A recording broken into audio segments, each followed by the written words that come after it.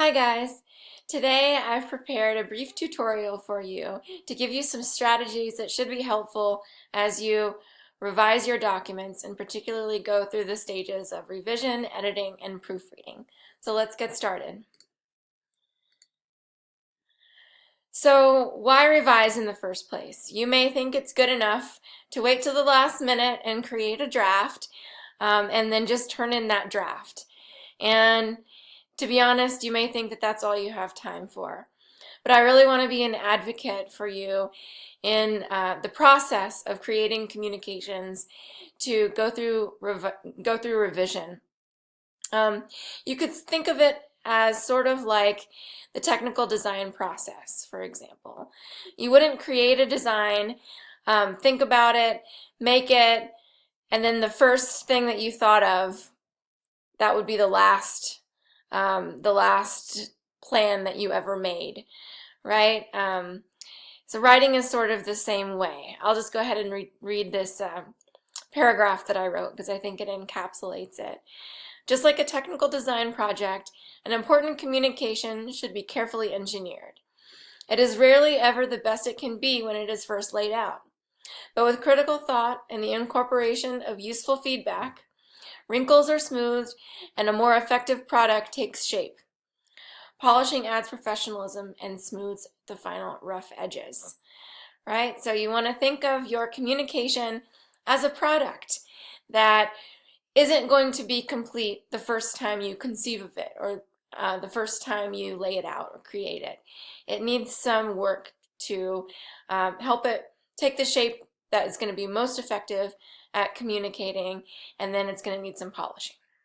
Okay, so I'm going to give you some strategies for revising and then also editing, where we're breaking this larger revision process down into the stages of communication, revising, editing, and proofreading. Okay, so revising. Revising might mean making changes. If you have changed your design, for example, in a document that is a proof of a design, you want to make sure that you go back and make sure that the proofs match the design if you've changed the design. Gathering and incorporating feedback from reviewers. So you've gotten some feedback from me, potentially some feedback from the Writing Center and from peer review partners. So going through that process of gathering it, going to the Writing Center, for example, is important, and then figuring out how and whether you want to incorporate that feedback is also important. You might not want to take all suggestions. If your instructor gives you a suggestion, you probably want to take it, but there may be some options there for you. So you may have realized that you want to change something, but you're not exactly sure how to change it. You might need to reconsider organization and content choices. You might have included some content in one section that you've realized makes better sense in another section. You may not have included an overview in your introduction, and you want to go in and add that. Make sure that you have appropriate framing information, so overview would be an example of that. Check for technical content elements. Perhaps you have not included enough verification information. Go back and include that. Make sure enough support is given to back up all your assertions. So anytime you make a claim or an assertion and you use logic, make sure that your logic is sound, that your logic is clear, and that you've used credible evidence to back it up, whether that is a source from external research or a data sheet, for example. Okay, so in the editing phase, we've kind of broken this up, and the editing refers to making sure that you have used IEEE format correctly, or if you're using a different style in a different situation, you would want to make sure that you've used that correctly as well, including headings, citations, figures, so making sure that you have indeed mentioned your figure before you've included it, mentioned it in the text, and used the correct citation format for all of those. So that could be included in editing. Going through at the sentence level, that means sentence by sentence, or word by word as well, to make sure that your transitions make sense. For example, if you've used the word and, that's the most precise word that you can use there. It's just each transition signals a relationship, right? So and is an addition, right? But it might be better to think about the relationship a little bit more and use a more precise word. For example, there might be a contrast, and you could say in contrast, or however. So just being intentional and thinking all of those through is going to be important to making sure that you use them the most effective way you can. Including language that's clear.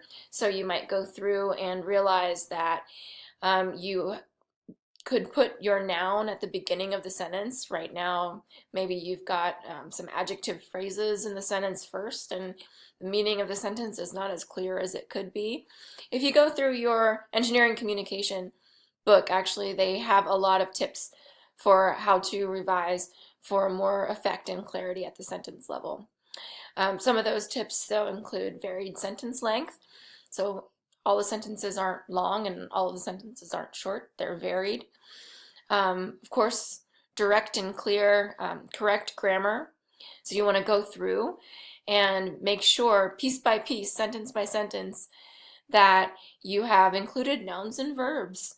Hey, you might have just included a fragment, a sentence or a clause. It's not really a sentence because it's not a full sentence, right? That doesn't have a noun or a verb, and I've seen plenty of those as I've reviewed some of the documents. Make sure you have all complete sentences. Make sure that you have used commas and other punctuation correctly. Finding more precise or more specific terms wherever possible. So if you've used the word, for example, you've used the word cover in an abstract, words that are pretty general, the word cover, what does that really mean? It's kind of general. A better word would be presents, for example, or examines. Whenever you can use the same amount of words, it's just one word, right? The word cover is one word, and the word examines is one word.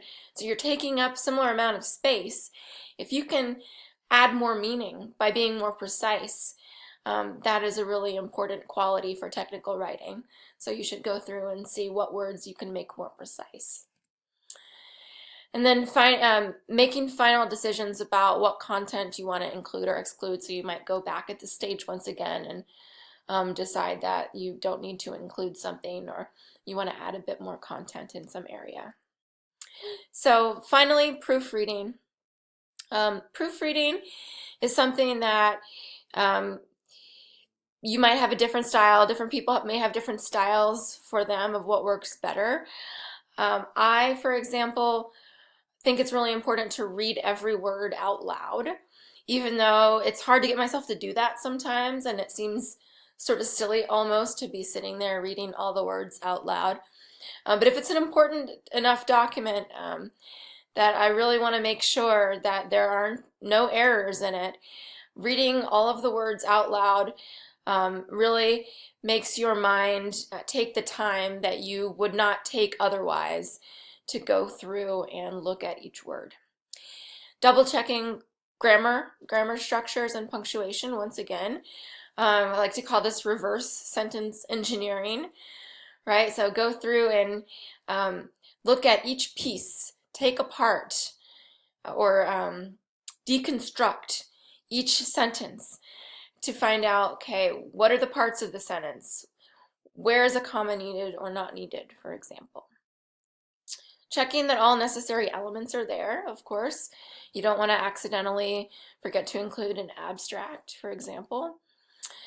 Having a friend or peer read through, if possible. It's a really good idea because it's your work, so you're the one who wrote it, and it's easy for your eyes to just gloss over errors because you have an idea perhaps of what is supposed to be there, and your mind automatically just fills it in even if it's not there.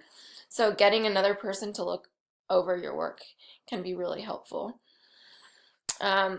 Checking formatting and spacing once again, making sure that you're matching the style guide exactly, that you haven't included an extra space somewhere, that you have spaces after all punctuation marks, like periods, for example.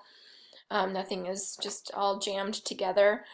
Um, Making sure that all the fonts and the font sizes are correct, that you've used citations correctly in all the places that they should be, and then making sure that you submit the correct file.